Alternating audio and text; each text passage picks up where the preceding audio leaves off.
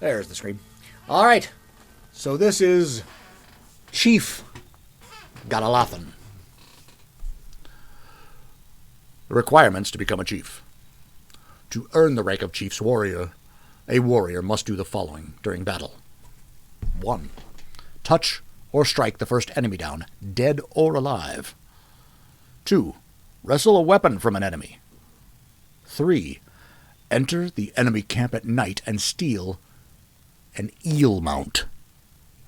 And 4. Successfully command a war party.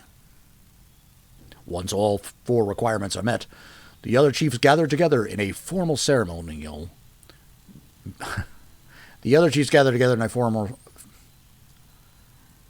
Words are hard.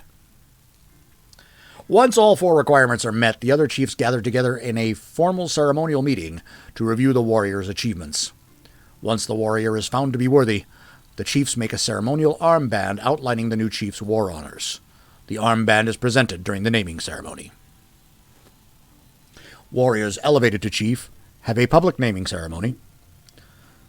Town chiefs proclaim the warrior's war deeds to the crowd. This is done with much celebratory hooting and hollering from the warriors in attendance.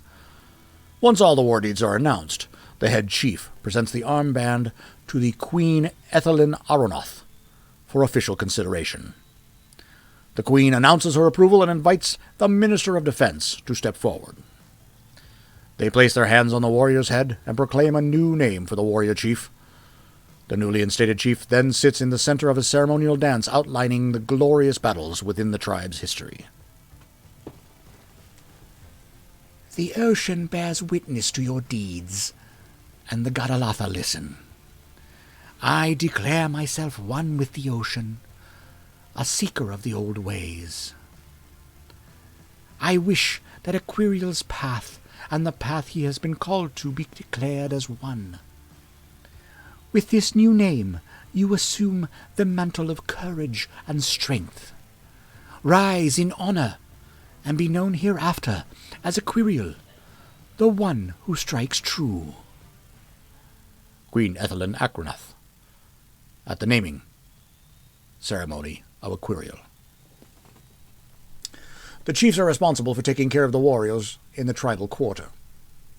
They are responsible for leading war parties and coordinating mission to the deep ocean caverns. They are also responsible for helping soldiers transition to home life after battles.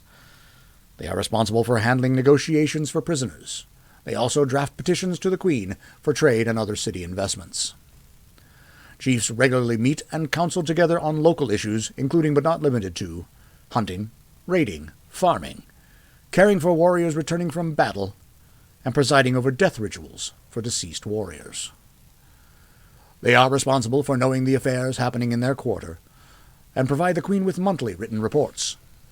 Every 4 months, the tribal chiefs meet with the Queen in person. They receive great honor and prestige throughout the community. Their family is able to include sacred symbols recognizing this distinction on their armor and other items. They don't receive a paycheck from the city, but they do receive a percentage of any raiding loot. They are also able to directly petition the Queen on issues they deem important. Chiefs are also able to get their pick of the warrior eels. Chiefs are responsible for housing and protecting the sacred tapu items of the tribe. Each family is tasked with a specific item. While that item is in the chief's house, the chief is considered blessed and protected by the item. Upon becoming a chief, they receive a carved narwhal tusk. The tusk is carved with the chief's family totems and is placed outside the family house. Tribal elders present the tusk on the 1-year anniversary of the naming ceremony. Chiefs that perform exceptionally honorable war tasks are presented with additional tusks carved with the village history. The tusk is presented by the warriors the chief has commanded in battle. The 2 tusks lean against each other to form an archway at the front of the chief's house. Chiefs that perform dishonorably in battle are swiftly and publicly stripped of all honors and titles. They are banished from the larger community and sent to the outskirts of town. Their faces are pressed up against the underside of a karaku, leaving them permanently scarred.